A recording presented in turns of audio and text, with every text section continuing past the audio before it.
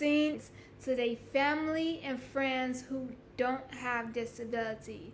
So this is my story. So after I woke up from a 2-month coma and I was past the point of like I no longer had to use like a wheelchair or any other walking devices, and I was just like walking on my own, talking and getting back into the swing of life, I immediately saw the difference in how I was treated. Once when I was in a position where like some family members used to make sure like I was good, like I had my food and I used the bathroom, and I really felt like how they was concerned about me. But once I got past that point where my disability was no longer visible to their eye, it was like, oh, they thought I was good, like I was just fine. But that's when I felt like I needed people the most.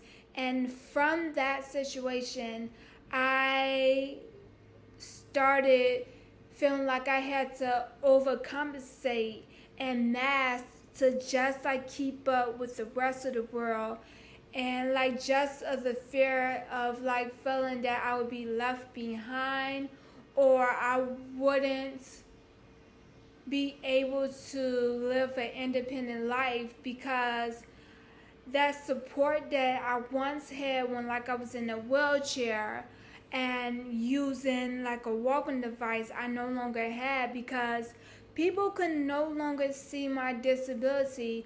They no longer knew when like I needed help, and that was just like a very challenging time. And like I have like silent seizures, and my silent seizures can be activated from loud noises or from really weird smells. And so like I used to tell people like that like the noise really bothered me to help prevent me from having the silent seizures. But instead, some of my family members looked at me like I was crazy, and like they didn't even feel the need why they need to turn it down. And during that time, my brain was still in like the process of like of healing and getting back in order, because like I can tell the difference from like a couple of years now, and up in this moment right now, like the level of brain function that I have. So, and once I got sick and tired of like asking people nicely, I started having to use like my anger. I was calling people bees all out their name and stuff to make sure like I'm getting my point across. And then I soon became like the difficult person or the person in the wrong. And I'm like, that's just crazy. And that is a very good example of how people with disabilities can become the antichrist to their family and friends, and especially when we trying to make sure our needs and our accommodations are being in place.